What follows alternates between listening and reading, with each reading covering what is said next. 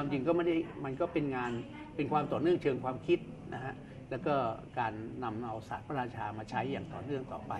แล้วก็การขับเคลื่อนเชิงประเด็นที่คงจะต้องมีการขยายประเด็นหรือกำหนดประเด็นที่มันมีความหลากหลายมากยิ่งขึ้นนะครับเพื่อจะได้โยงเรื่องต่างๆเหล่านี้ให้มีความชัดเจนและก็ไปสู่เป้าหมายโดยเฉพาะอย่างยิ่งการจะต้องทำงานกับภาครัฐมากขึ้นทำงานกับภาคส่วนอื่นๆให้มากขึ้นเพราะลำพังแต่งานของสสสหรือว่าในงานของเครือข่ายร่วมสร้างชุมชนท้องถิ่นอย่างเดียวเนี่ยเราคงไม่สามารถที่จะไปมีพลังผลักดันมากมายนักแต่เราเชื่อว่าจากการที่เราพยายามที่จะสร้างตัวอย่างต้นแบบนะครับของการพัฒนาฐานล่างขึ้นมาด้วยการร่วมไม้ร่วมมือกัน 4-5 องค์กรเนี่ยคิดว่าในปีหน้าเนี่ยจะเกิดผลเป็นรูปธรรมและเราพยายามที่จะผลักดันไปสู่การกำหนดเชิงนโยบายในเรื่องการพัฒนาชุมชนท้องถิ่นเข้มแข็งฐานล่างนะครับ